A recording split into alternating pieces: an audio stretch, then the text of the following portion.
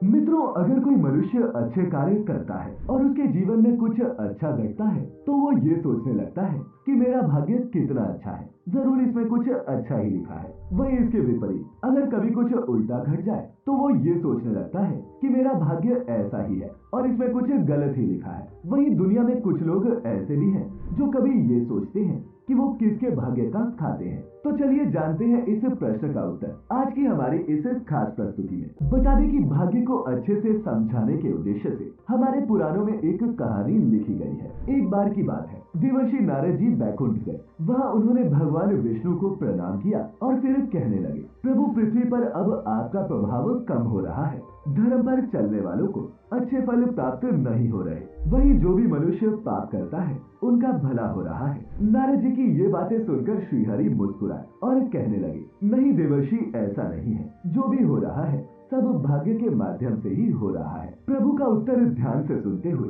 फिर देवर्षि बोले, मैं तो स्वयं देखकर आ रहा हूँ, जहाँ पापियों को अच्छे फल मिल रहे हैं वहीं भला करने वाले और धर्म के रास्ते पर चलने वालों को बुरा और कष्टदायी समय देखना पड़ रहा है। भगवान ने नारद जी को टोका, अच्छा तुम कोई ऐसी घटना तो बताओ। तब नारद जी ने कहा, अभी मैं एक जंगल से ही आ रहा हूँ, वहाँ एक गाय दलदल में फंसी हुई थी जिसे कोई बचाने वाला तक नहीं था। तभी एक चोर उधर से जा रहा था, वो गाय को फंसा हुआ देखकर भी नहीं रुका और तो और वह उस पर पैर रखकर दलदल वाली जमीन लांघकर आगे निकल गया। आगे जाकर चोर को सोने की मोहरों से भरी एक थैली मिली। वहीं फिर थोड़ी देर बाद वहाँ से एक वृद्ध साधु गुजरा। उसने उस गाय को बचाने की बहुत कोशिश की, पूरे शरीर का जोर लगाकर उसने गाय को बचा लिया, लेकिन मैंने देखा कि गाय को दलदल से निकालने के बाद वो साधु आगे गया तो स्वयं एक गड्ढे में गिर गया। अब प्रभु आप ही बताइए कि ये कौन सा और कहाँ का न्याय है। नारद जी की ये बातें सुनकर भगवान विष्णु बोले, जो हुआ सही हुआ। जो चोर गाय पर पैर रखकर भाग गया था उसकी किस्मत में एक बड़ा खजाना था, लेकिन उसके इस पाप के कारण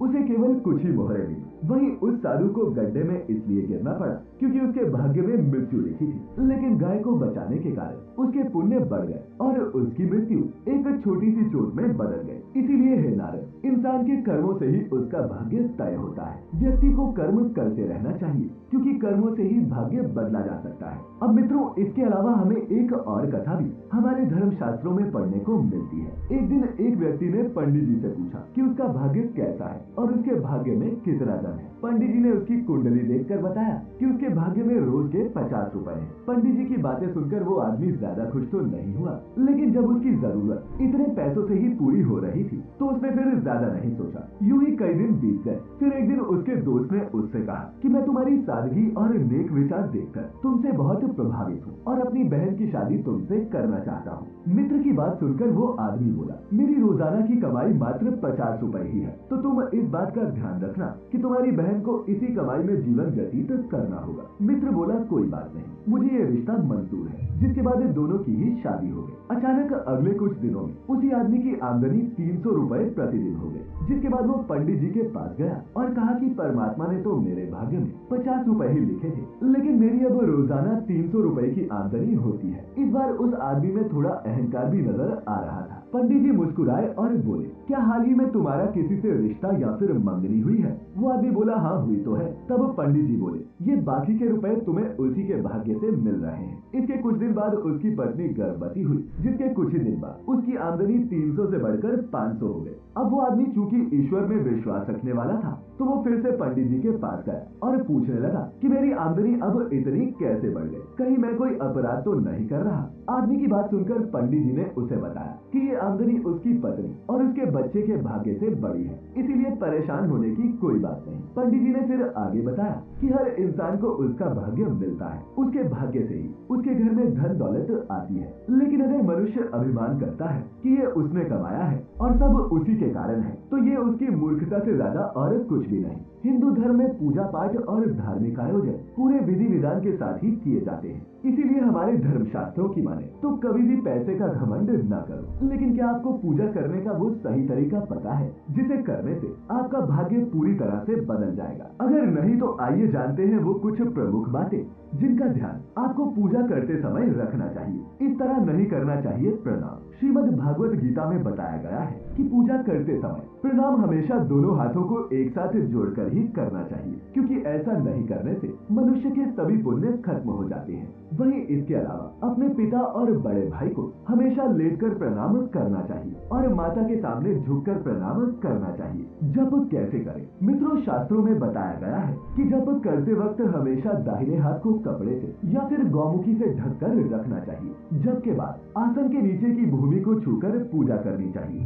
साथ ही इस बात का भी ध्यान रखें कि कभी भी कोई वस्तु या फिर दान अपने बाएं हाथ से न करें और इनके लिए हमेशा अपने दाहिने हाथ का इस्तेमाल करें। इस तरह करें चरण स्पर्श। मित्रों, हमारे पुराणों में चरण स्पर्श करने का विधान भी बताया गया है। कभी भी ऐसे मनुष्य के चरण स्पर्श नहीं करने चाहिए जो सो रहा हो। सनातन धर्म के अनुसार लेटे हुए मनुष्य के पैर तभी छूते हैं जब उसकी मृत्यु हो चुकी हो। इसीलिए सोते हुए व्यक्ति के चरण स्पर्श करना पाप के समान माना गया है। ऐसे मिलता है 100 गुना फल। मित्रों, भगवान के नाम का जप करते समय हमेशा इस बात का ध्यान रखें कि आपके होंठ या फिर जीभ ना हिले। इस तरह से जप करने की प्रक्रिया को उपांशु जप कहते हैं और इसका फल 100 गुना लाभदायक होता है।